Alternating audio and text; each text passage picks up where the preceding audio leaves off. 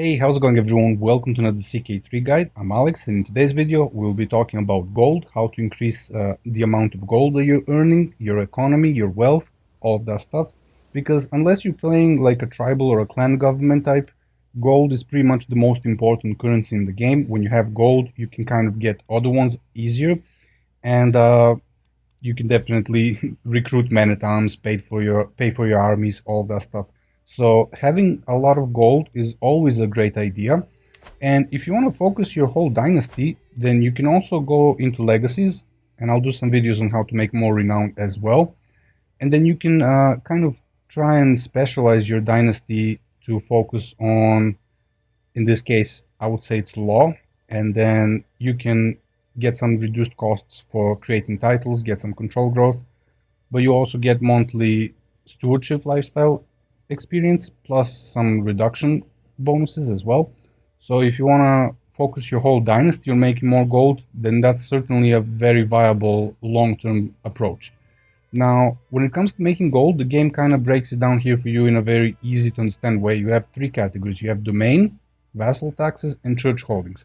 As you can see right now, I'm making most of my gold from domain, but later on, if you're like an emperor and you have a lot of vassals, then you will probably be making more gold from vassals. And church holdings, this will depend on how many temples you have in your domain, because church holdings can be very important if you can maintain a positive relationship with your bishop. I already did a video covering this, so you can go to the playlist and find it.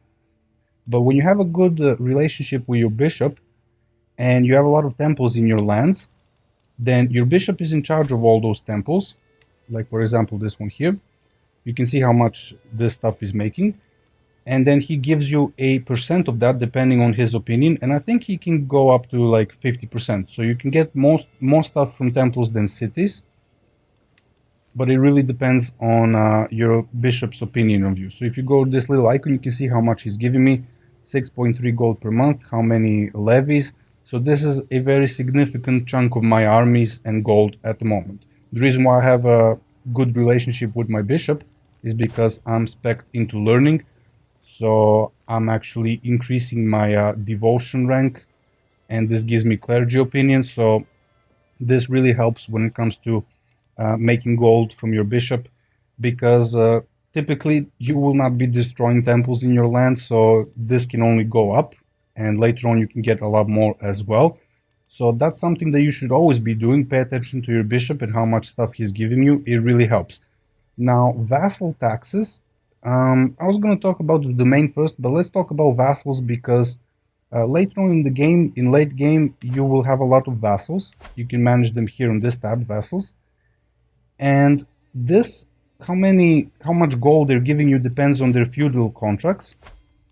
So in the beginning, I like to keep everything at normal, but later when I have a lot of vassals, especially when they're like kings, I might try and increase them to high. As you can see right now, this guy's giving me 1.5 gold per month. If I put him on high taxes, that jumps to 2.3, so that's a significant jump. And you kind of have to have a hook, otherwise you get tyranny, and you also need to pay attention to their opinions, because they can start factions and all that stuff. But one of the viable tactics later on in the game, when you're like an emperor and you have a lot of vassals and you want to squeeze out a bunch of gold from them, is to maintain a high level of dread, and this will depend on your ruler's traits. So when you go to holy wars and you capture prisoners from hostile and evil fates, you can execute those prisoners and maintain a high level of dread, and then most of the vassals that you have will not even dare to oppose you. Like, they might be intimidated or terrified of you. Some of them might still rebel, create factions, but they'll be like very weak. They won't be able to do much against you.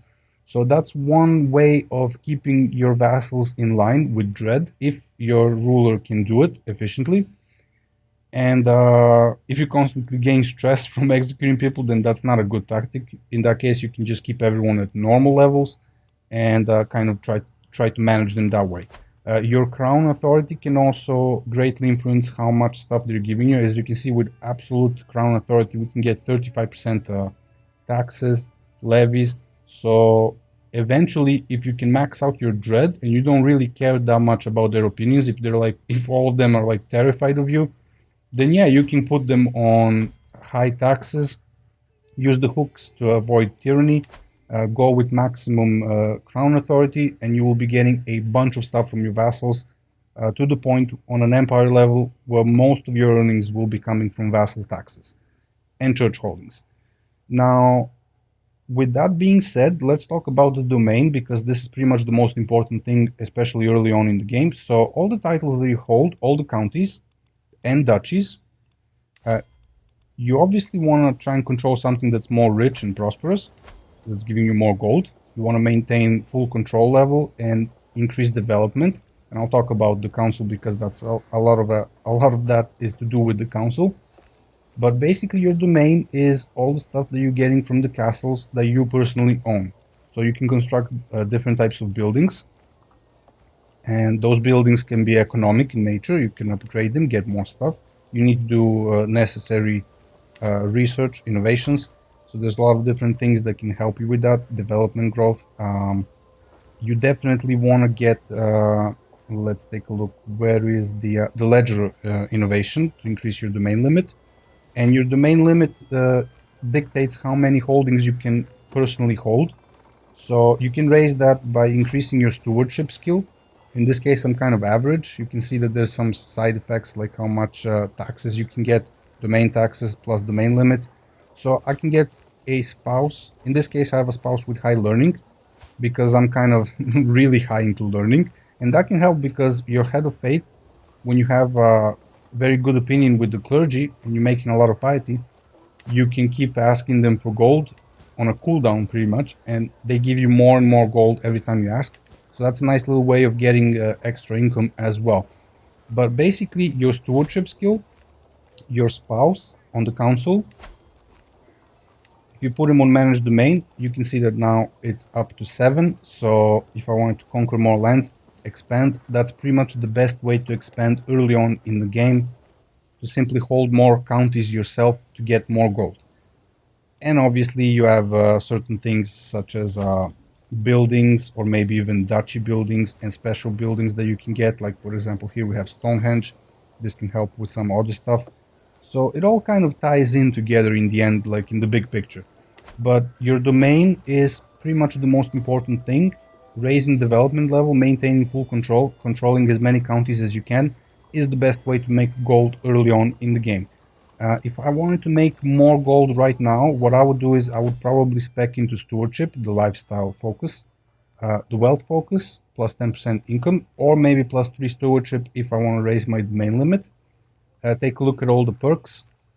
There's some nice perks, like for example here, tax woman, collect taxes effectiveness 25%. The next thing that I would do is go on the council, try and get a better steward. This one is just good. When they perform the various tasks for you, they can have nice side effects. So if this guy starts collecting taxes, I'll get more taxes, obviously. But every now and then you'll see different events in the game where he kind of collects extra taxes. You might get like 100, 150, 200 gold, something like that. So all of that is fine. But increasing development is a long-term goal because the counties have their development level. And as you can see, the development level of a county determines levies, taxes, supply limits, and it also helps with your research innovations, how fast you can research stuff. And if you can control a duchy capital, you can also eventually, when you complete those research innovations, you can construct special buildings, special duchy buildings that might not help. Let's say this one can help with gold, but there are many other ones that are really good as well. For example, this one is not bad, extra gold plus development growth, popular opinion. Or I personally like marches because they really help. If you can control all the counties in a duchy, it can help with succession as well. You can add custom laws, no one else can vote. You can leave it to your preferred child even early on in the game. So all of that stuff ties in together nicely. So to recap, if you want to make more gold like right now, go into stewardship, get a high skilled steward, get a spouse with high stewardship, put him on managed domain, try and increase some vassal taxes if you can, and maintain a good relationship with your bishop, and collect as much stuff that he can possibly give you. And that's how I would increase my income right away. Go for the necessary perks, For example, tax 1 would probably be the first one that I get. If you have a lot of hooks on other characters, you can go with golden obligations. You can demand payment for those hooks, and that's what I would do. Now, the different focuses really depend on the situation. If I just wanted more gold without conquering anything, I'll probably go into wealth focus, put the steward to collect taxes as well, get someone with like 20 plus stewardship, and you will be able to bump this up even further. Similarly, get a good marshal to reduce the cost of your unraised men-at-arms. In this case, this guy is very good. 5% from base and 20% from him. So men-at-arms maintenance minus 25%, that's significant. Plus you could get some new knights and commanders, side effects, all that stuff.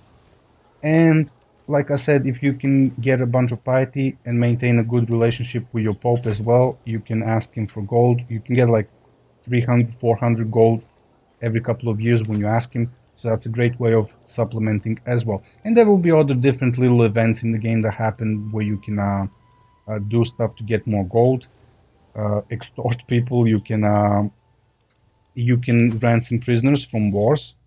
Just make sure you don't ransom someone who's actually contributing to the war score, because then you kind of lose the war score.